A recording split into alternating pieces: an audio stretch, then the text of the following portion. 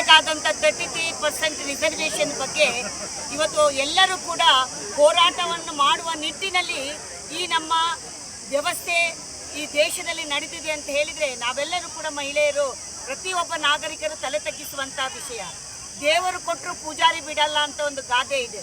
ಪ್ರಯತ್ನಗಳನ್ನು ಹಿಂದಿನಿಂದ ಕೂಡ 1992ರಿಂದ ಪ್ರಾರಂಭ ಮಾಡಿದ್ರು ಕೂಡ ಇವತ್ತು ಸ್ವತಂತ್ರ ಬಂದು 79 ವರ್ಷ ಆದರೂ ಕೂಡ ಮಹಿಳೆಯರಿಗೆ ಆಡಳಿತಾತ್ಮಕವಾಗಿ ನ್ಯಾಯವನ್ನು ಕೊಡುವ ಕೆಲಸದಲ್ಲಿ ಪ್ರತಿಪಕ್ಷಗಳು, ಅದರಲ್ಲೂ ಬಹಳ ಮುಖ್ಯವಾಗಿ ಈ ದೇಶಕ್ಕೆ ನಾನು ಸ್ವಾತಂತ್ರ್ಯ ತಂದುಕೊಟ್ಟೆ, ಈ ದೇಶಕ್ಕೆ ನಾನು ಸ್ವಾತಂತ್ರ್ಯ ತಂದುಕೊಟ್ಟೆ ಅಂತ ಕಿರಿಚ್ತಾ ಇರುವಂಥ ಈ ಕಾಂಗ್ರೆಸ್ ಪಕ್ಷ ಇವತ್ತು ಮಹಿಳೆಯರಿಗೆ ಮೀಸಲಾತಿಯನ್ನು ಕೊಡಲಿಕ್ಕೆ ಮೊಸರಲ್ಲಿ ಕಲ್ಲು ಹುಡುಕುವಂಥ ಕೆಲಸವನ್ನು ಮಾಡಿ ಮಹಿಳೆಯರ ಒಂದು ರೀತಿಯ ಈ ಮಸೂದೆಯ ಶಿಶು ಹತ್ಯೆಯನ್ನು ಮಾಡಿದ್ರು ಅಂತ ಹೇಳಿದ್ರು ಕೂಡ ತಪ್ಪಾಗಲಿಕ್ಕಿಲ್ಲ.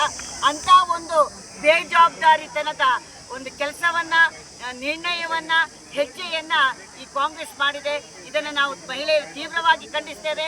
ಯಾವುದೇ ಕಾರಣಕ್ಕೂ ಮಹಿಳೆಯರ ಮೀಸಲಾತಿ ಮಸೂದೆ ಬೀಳಬಾರ್ದು, ಇದಕ್ಕೆ ನಮಗೆ ನ್ಯಾಯ ಒದಗಿಸಿಕೊಡ್ಬೇಕೆನ್ನುವ ನಿಟ್ಟಿನಲ್ಲಿ ಇವತ್ತು ದೇಶಾದ್ಯಂತ ಬೇರೆ ಬೇರೆ ಸಂಘ ಸಂಸ್ಥೆಗಳು ಮಾಡುವುದರ ಜೊತೆಗೆ ಭಾರತೀಯ ಜನತಾ ಪಕ್ಷದ ಮಹಿಳಾ ಮೋರ್ಚಾ, ಯುವ ಮೋರ್ಚಾ ಎಲ್ಲ ಒಟ್ಟಾಗಿ ನಾವು ಹೋರಾಟವನ್ನು ಮಾಡ್ತಾ ಇದ್ದೇವೆ. ಈವನ್ ಪೇರೆಂಟ್ ಬಾಡಿ ಸಹೋದರರು ಕೂಡ ನಮಗೆಲ್ಲ ಸಹಕಾರವನ್ನು ಕೊಡ್ತಾ ಇದ್ದೇವೆ. ಆದ್ದರಿಂದ ಈ ಹೋರಾಟವನ್ನು ನಾವು ಕೈಗೊಂಡಿದ್ದೇವೆ. ನಾನು ಮಾತಾಡ್ತೇನೆ. ತಾಯಿ ಸೋತಂಗಾಗುತ್ತೆ. ಸೋನಿಯಾ ಗಾಂಧಿ, ಮಮತಾ ಬ್ಯಾನರ್ಜಿ ಇವರೆಲ್ಲ ಈ ಮಹಿಳಾ ಮೀಸಲಾತಿನ ಎತ್ತಿ ಹಿಡಿಬೇಕು. ಇದರ ವಿರುದ್ಧ ಷಡ್ಯಂತ್ರ ಮಾಡಿ ಇದಕ್ಕೆ ಅನ್ಯಾಯ ಮಾಡಿದ್ರೆ ಮುಂದಿನ ಪರಿಣಾಮ ಅವರು ಅನುಭವಿಸ್ತಾರೆ. ಮಹಿಳೆಯರೇ ತಾಯಿಯಂದರೆ ಇವತ್ತು 50% ಇದ್ದು ಮಹಿಳಾ ಮೀಸಲಾತಿ ಸೋಲಾದಾಗ ಈ ದೇಶದಲ್ಲಿ ಅತಿ ದೊಡ್ಡ ಘನಘೋರ ಅಪರಾಧ ಆಗ್ತದೆ.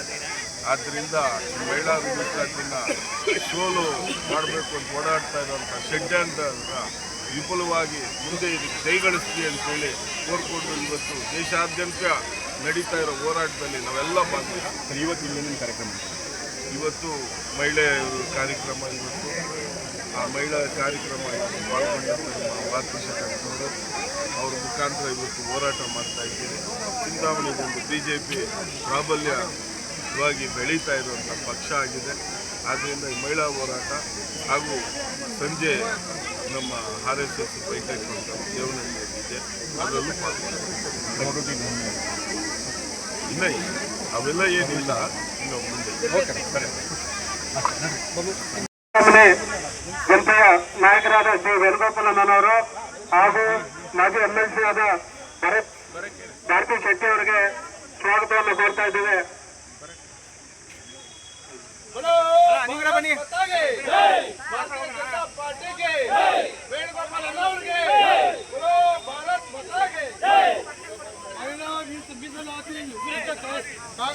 ಏನು